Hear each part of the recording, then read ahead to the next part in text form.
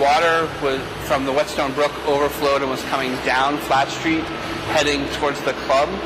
And as it got to the Boys and Girls Club, it came under the doors and into the building. And by the time I left the building, there was a decent amount of water in the building and more coming. And I just got out because there was really nothing I could do to stop it from coming in the building. But the rain just was coming down, and you could watch the waters just coming up by the foot, not by the inch. We opened our emergency operations center in the center part of Shrewsbury.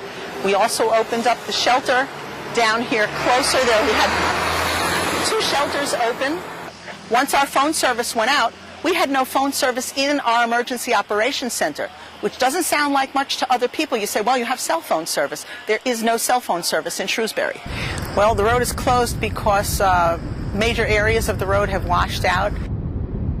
The river has backed out of its banks and come over Route 5 and running into the businesses in the area. We have Route 5 shut down. We put the incident command system in place. We utilize that here in town.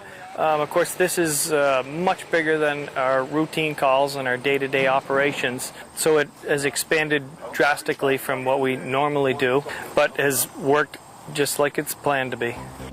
Within an hour and a half, 2 hours, I had 18 inches of water coming through my front yard and under my home. My sister refused to evacuate, which I couldn't convince her, and neither could the fire department. The brook came out of its banks, flooded these entire areas, washed some of the trailers off. It was actually quite scary, not knowing what was going to happen next. Right now we're going around and doing an assessment of the area to see what's safe and what isn't. Once I made the commitment to stay, I couldn't get out of the park. So if you're asked to go, you better think twice before you say no, because you can get stuck like I did. When we come to your door and tell you we think we want you to evacuate, believe us. If they say they want you to evacuate, get out. Your property's not worth your life. Everybody says it only happens on TV. Well, it's happened here now, and a lot of people have had an eye-opener.